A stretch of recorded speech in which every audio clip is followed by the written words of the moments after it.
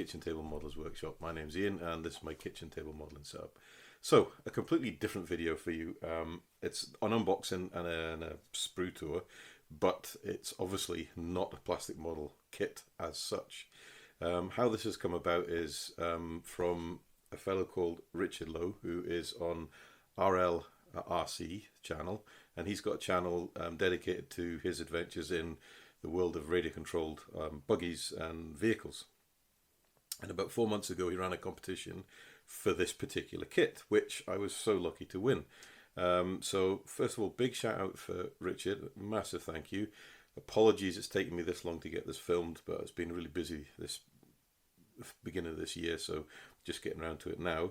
But if anyone's interested in RC stuff, give Richard some support, go over to his channel, give him a sub and watch his videos. It's really interesting and he's a really nice guy, and I can't thank him enough for putting on the competition and win it. So anyway, this is the kit.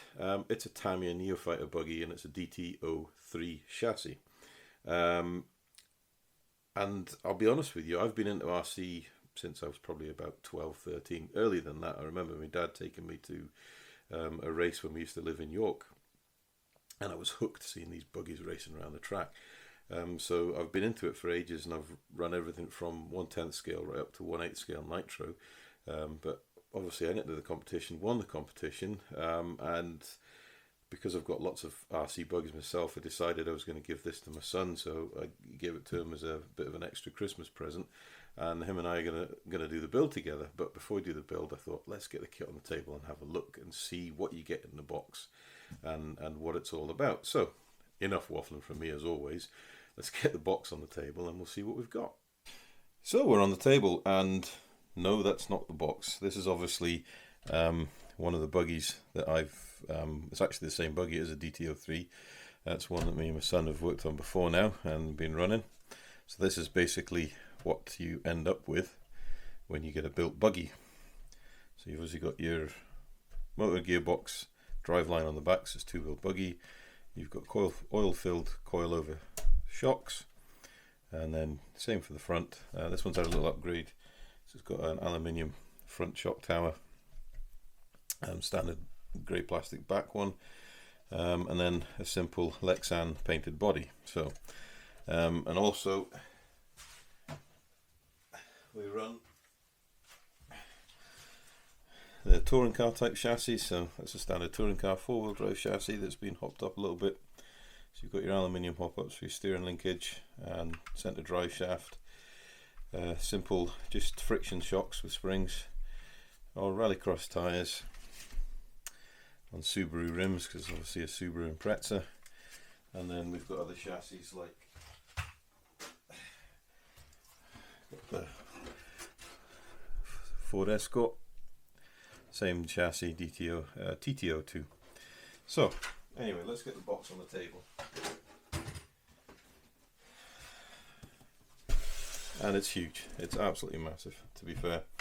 And it's a 1/10 scale, so it's not exactly going to be small.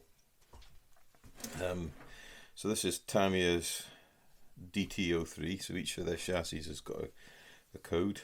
Ready to assemble, electric powered radio controlled model kit, lightweight durable monocoque frame, RC equipment, positioned along the chassis centre line from optimum balance, front and rear double wishbone suspension, seal gearbox with differential gear. In this kit we've got the torque tune motor and ESC plus CVA dampers included, so this is a really good kit. Tamiya are renowned for the box art. Sometimes they do pictorial representations of the car. This is actually a picture of a finished car on a background with the Neofighter buggy graphics. On the edge, we can look at the edge. So you've got the specs. You want to pause that and get it in English and in Japanese. You've got a diagram of the wheel alignment angles, and then you've got a diagram here, a plan view of the car, servo, battery, ESC, motor, all the wiring neatly put away. Obviously your different parts of the things, tyres, What else have you got in there? Battery pack, double wishbone suspension, coilover damper, wide groove front tyres, and an overall wheelbase of 287 millimeters. So not too shabby, 1/4 meter long. And if we turn the other side of the box, you can get some hop-up options. So you can put, well, it comes with a torque tune motor, but you can get a dirt tune motor. You can get different dampers, different springs, servo savers, a ball diff for it, a full bearing set, and turnbuckle set. So these are all the different hop-ups you can get. This kit actually came from Richard, supplied with a set of bearings as well, so it's just another step up for the kit. I'm trying to find a date on it, but I don't see a copyright date. And then obviously you're going to need a transmitter, a receiver, and a servo. Those bits don't come in the kit, so you're going to need that sort of, and the main battery power pack. But you do get an ESC and you do get the motor, so you need the radio gear and the power pack, but everything else is in the box. And Tamiya, I mean, they've been one of the first companies into the RC scene, so they've been supplying kits to hobbyists for years. Now, let's have a look and see what's in the box. So, all comes nicely packed in the box. If I do it bit by bit. So if I set this to one side, so we've got a bag here which will be the ESC bag. You've got a bag of hardware, wheels, rubber tyres, and then you get this full vac formed Lexan body, which has to be obviously cut out and painted. So that's going to be an interesting job, because I've not painted too many buggy shells or car shells. And then we get the hardware, so we've got sprues, gears, more sprues, gearbox sprues, chassis sprues, and driveline sprues. And there's the instructions, which is what I was looking for. So if we get all the sprues and stuff out of the way, and we can look at the instructions first, and then we'll go through sprue by sprue. So you can see you get plenty in the box to keep you occupied, and these things are great fun to build and race, and just good clean fun. They're not just, if you put value for money and the amount of time you can get out of racing these, it's actually quite a cheap hobby, although you can get into it through the second-hand market, or you can buy new. Anyway, so there's the kit. So there's a finished view of what the buggy should look like. And then we've got a copyright date of 2014 here, so that's obviously when the buggy was brought out, or the chassis was brought out, should I say. Right, so first part of the instructions is just basic safety and information for anyone that's new. Tools you're going to need, radio gear you're going to need, servo sizes, and some do's and don'ts. If you're new to the hobby, definitely worth taking your time just reading through all this before you start construction, and make sure you've got everything you need before you get going. So step one, charge the battery, and that is always a good thing to do, because I guarantee you as soon as it's built you're going to want to run it. Absolutely. So step two, we're working on a chassis side, and we're fixing some foam, and this will obviously be to protect the battery from slopping back and forth in the chassis. And you've got part C1, part C6, that's both opposing sides of the chassis. Step 3, bring the chassis together. Step 4, we're starting to build parts for the front uprights. Step 5, we've got the servo saver. Now a servo saver, for those that don't know, is simply a part that puts a little bit of give in the steering. Should it hit a bump or a hard turn, it won't break the gears in the servo. This piece here will flex, and it will take the shock out of going into the servo and stripping the gears. That's all a servo saver is, but you're building it up. Servo goes in its cradle. Need to make sure you center the servo, so that's simply get the into the radio gear, switching the radio gear on. Make sure all the trim settings are in neutral. The servo will find its center point, and then you can put the servo saver on. Yes, there you go. That's you telling you in the instructions to center the servo.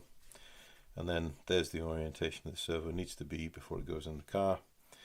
Now, with Tamiya instructions, the screw sizes, these are one-to-one drawings of the screws. So, get my pointy pencil. When you get told to get a screw, get the screw, overlay it on the drawing, and as long as it matches the profile that's here, then you know you've got the right screw.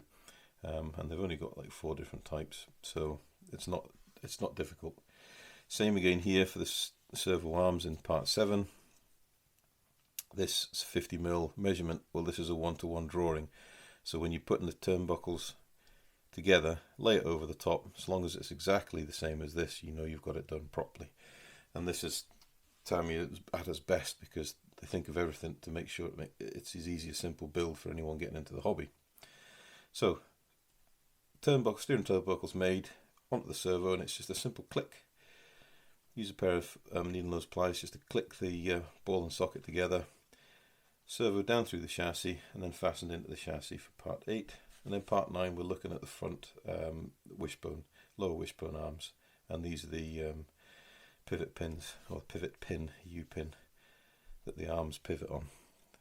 When you're fixing this together, make sure that when the arms move freely and they're not bound up, and that way you'll get the full suspension travel.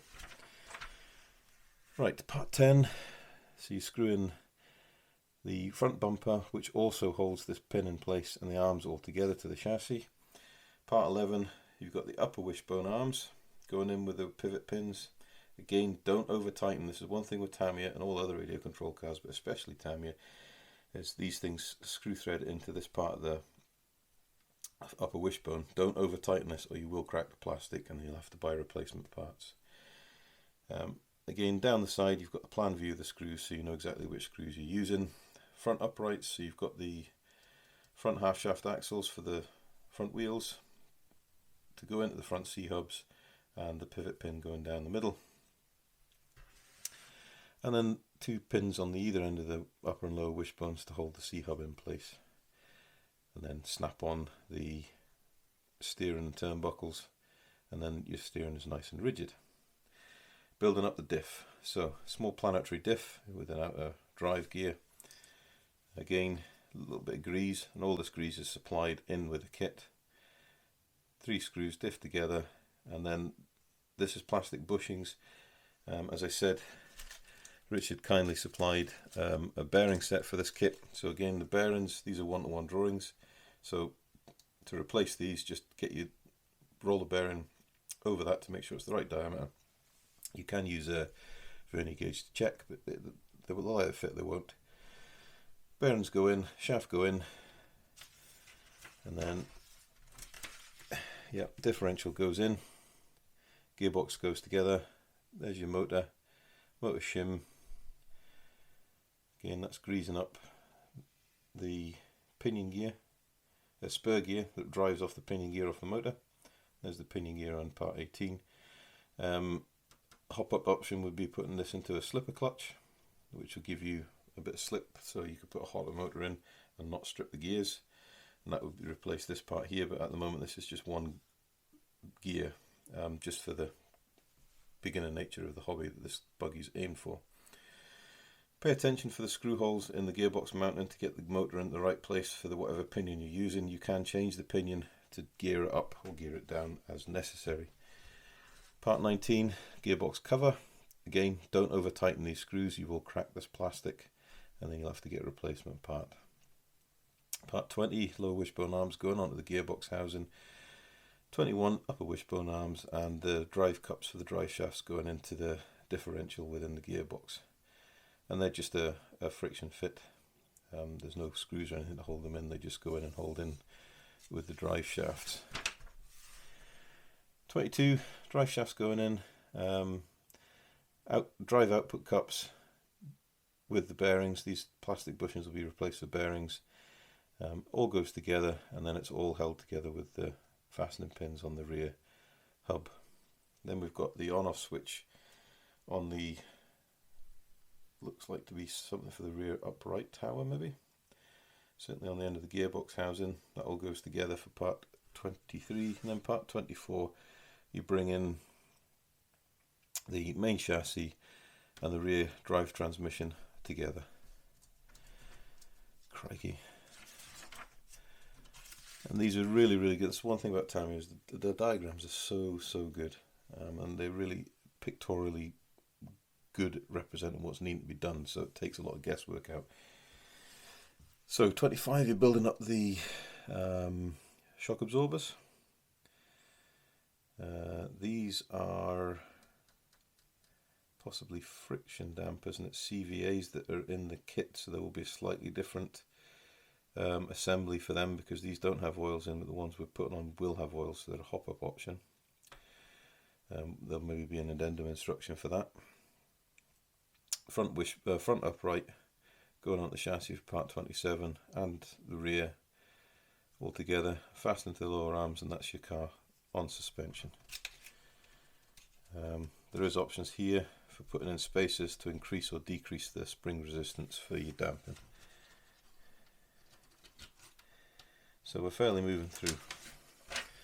Part 28, getting the radio gear in, connecting up to the motor, make sure it's all working. Part 29, putting the wheels and tyres together. If you're not running a hot motor, you don't need to glue them.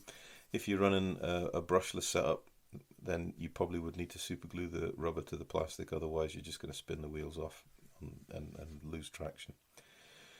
Part 30, wheels onto the car. Again, plastic bushings are going to be replaced by bearings, and that really will improve. That's one of the biggest things you can do to a kit car, is to put a full bearing kit in it to get better performance out of it.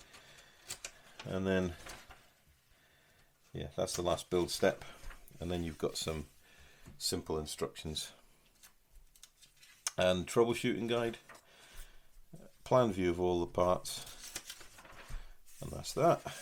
You also get instructions for cutting out the body. So you've got all that. It tells you what each part is, and the grayed out stuff is what you've got to cut away. So you need a good, you can get proper body trim and shears, but usually a good sharp knife and a pair of fine kitchen scissors will do it. And the two colours they're asking for is PS1 and PS3, so it's light blue and white. You paint, mask off, paint the light blue. You probably need to mask the windows as well if you want them clear. And then once you've painted the light blue, clear the masking off, let it cure, and then overspray everything with white, and then that'll get you a good clean demarcation between the two colours. And then when you're finished and the paint's cured, there's a protective sheath on the outside of the body that gets pulled off, and then you can go and fix all the decals in place. And there's your instructions there for where all the decals go, and then you've got instructions about how you attach the wing and how the body pins go in. So it's really comprehensive. And as with Tamiya models, their RC is exactly the same. It's easy to follow, simple to build, and it's great fun. So we may as well start with the biggest parts of this kit, and we'll start with the chassis. Now, does it tell you what this is? Yeah, this is date stamp 2014. So you've got monocoque type chassis construction, rear, front uprights, and then gearbox parts on the one grey sprue, and it is, you can hear that's really heavy, strong, impact resistant plastic, which some buggies are pretty fragile, but this one's actually quite a good buggy, especially for a beginner to the hobby that wants to get a kit that's easy to build, but is going to take a little bit of rough and tumble whilst they learn how to run these cars. So that's chassis frame C, or sprue frame C with the chassis on, so really nice part. Next one we've got here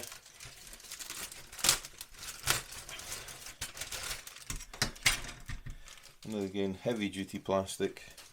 So this is sprue A. So we've got the two gearbox halves and the gearbox cover.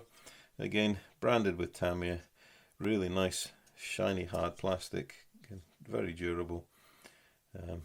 Should be fine. These sprue connector points are easily cut off and cleaned up with a decent set of sprue cutters. So the next parts we've got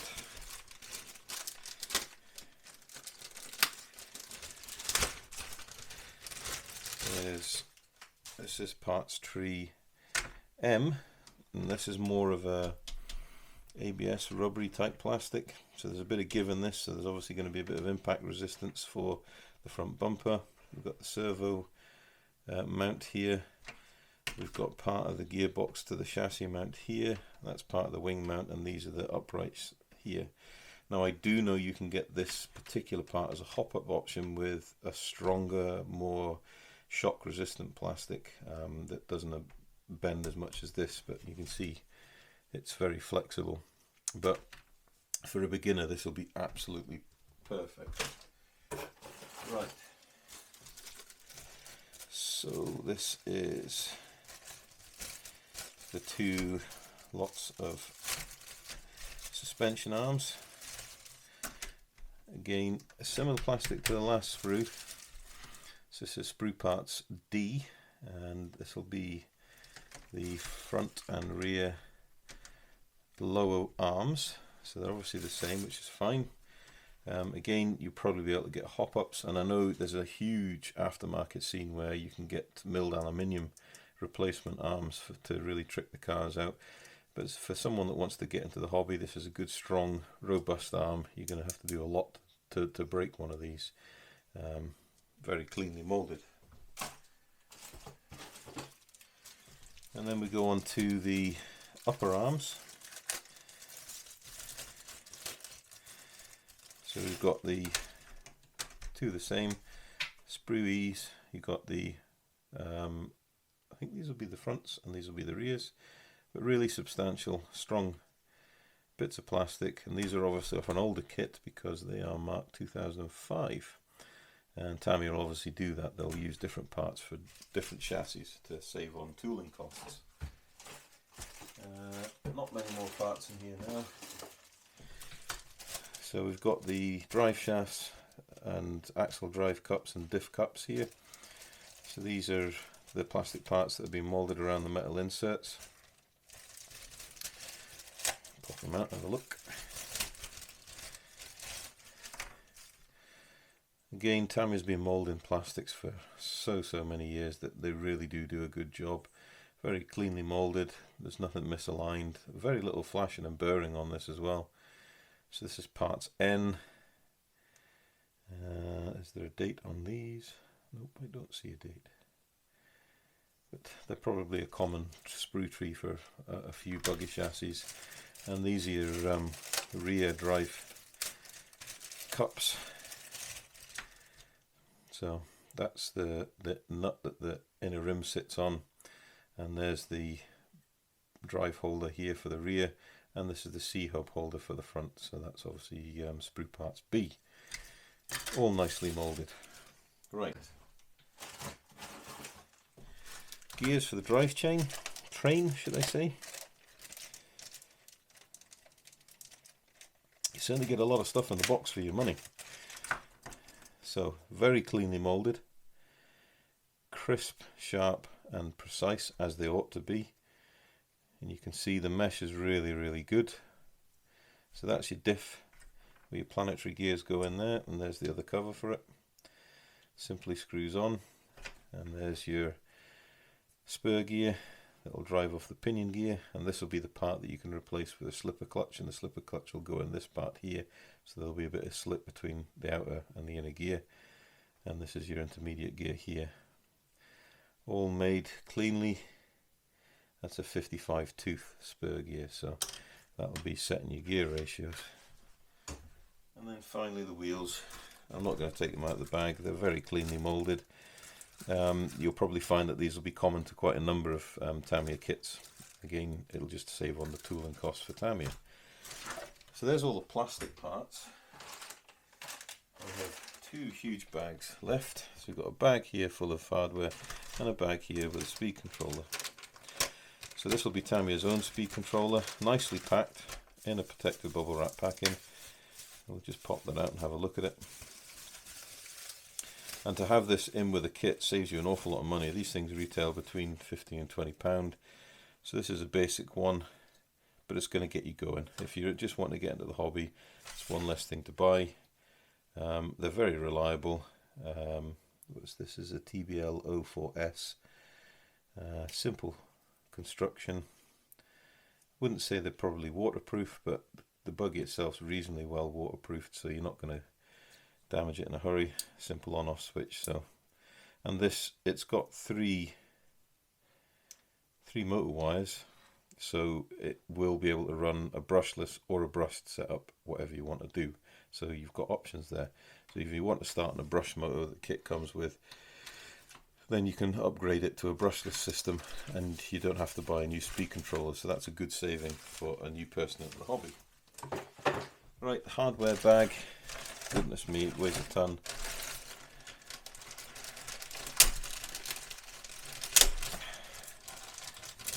So we've got hop-up options here. So this is your CVA damper set. So this is the hop-up one. So you can see how different it was from the ones in the instructions that were friction dampers, had no oil. Double O-ring seal on the end cap. The shock shaft going in here. Put some oil in it as you go through to lube it up on the O-rings so you don't burn them up. There's your shock end. There'll be the piston top there, screws on, and this will be filled with oil. Spring on the outside, and you'll get oil over coil over oil shocks. And they're actually really good. Tamiya's out of the box oil dampers are brilliant, so that's a fantastic thing to have in the kit and really lifts this particular kit up. You've also got a torque tune motor, so you're going to get more out of this. So it's an RS 540, which is the silver can 540 is the standard motor that comes with most Tamiya buggies, but having a torque tune, so it's got a slightly higher torque, it'll give you a bit more bite off the line and a good fast motor. So you've got a bag full of screws. You've got a bag with your front axles and your turnbuckles, more screws, sticky back foam plastic for shock protection for the battery, and your turnbuckle ends. Sprue here with your servo saver. Note the different servo fixing adapters, so you've got to make sure whichever one you're going to use fits your servo, and then build the rest of it up around that. And then bags D, so you've got your bearings. So these white bushings here are going to be replaced by these bearings here, and it is a very, very good upgrade, and it's something that's not too expensive. So I would recommend, if anyone was to get a car, just put these in straight away, because you're only going to want to change them in a little while. These plastic ones will wear out. And then you get Tamiya's ubiquitous box spanner that comes in all their RC kits. So there we go. Last thing to look at will be the decals, and these are just simple stickers, caution stickers. They're in every kit for Tamiya builds. You've got your on-off switch for your on-off switch, obviously for the speed controller, and then the caution, hot and rotating parts. It's just everything's got health and safety. So we've got window stickers, so it doesn't matter if you master windows or not. You've got some speed stripes, a number, and branding. Frog Racing Team, Neophyter, Buggy, the Frog, and the Frog was one of their early cars back in the day, so they're obviously harking back to their roots. And then you've got this big one underneath here, which is just for the wing, and yeah, just Tamiya branding and simple sticker sheet. So there we go. So let's get all the stuff back in the box, and we'll come back on to me to sum up and see what we think. So there we are, Tamiya's DT03 Neophyter Buggy 110 scale 2-wheel drive off-road RC buggy kit. Thoughts? I usually have thoughts about models. Great stuff, fantastic stuff. Let's get it in context. This isn't going to win you a World Championship buggy title, but it's not aimed at that. It's aimed at getting people into the hobby and to give them a good build experience and a robust, fun-filled RC car that's going to give lots of enjoyment with little problems. And this is exactly what you get. Tamiya have been in the world of RC cars from day dot. They were one of the first companies to get into producing 10th scale RC cars, and they've done everything from entry level buggies right the way up to world championship winning buggies. They do buggies, 2-wheel drive, 4-wheel drive. They do all sorts of other stuff.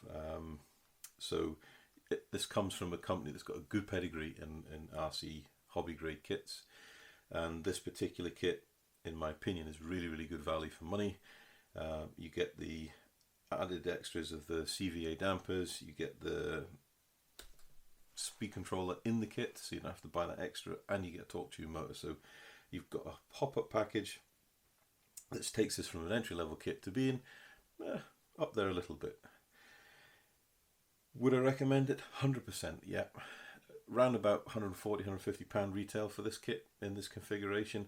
Great value for money. You're going to get a fun time building it. It's a trouble-free build. These things go together really, really well, and if there's a problem, it's something you've done. But you've got quite a capable car, and it's really, really strong. So if you have rough and tumbles, it's not going to break easily unless you're slamming into something really, really hard at a stupid fast speed. Then you're going to have to repair parts. But that's the beauty of this. The spare parts for these are readily available. You can buy them from local model shops. You can buy them from eBay. Probably even get them on Amazon if you look for it. So even if you did break something, you're not going to have much downtime on the car. It's upgradable. You can go from having the brushed motor to having a brushless motor. You're probably able to find a LiPo pack, so it's a lithium polymer battery pack to fit this, which will heat it up a little bit more, and you can tweak the gearbox a little bit to get you some more performance. So there is room for improvement in this car, and it will get you racing. If you want to go racing, go down the club, get involved, and have fun. And once you've cut your teeth and learnt your basic driving skills, there's no reason why you can't go and buy a more advanced buggy if you really want to get heavily involved in the race scene and take your driving skills to another level. You can do that, but this is aimed at getting people into the hobby and having fun. Any age, again, any sex, doesn't matter. Boys, girls, mums, dads, just get involved and have fun. So yeah, highly recommended from me.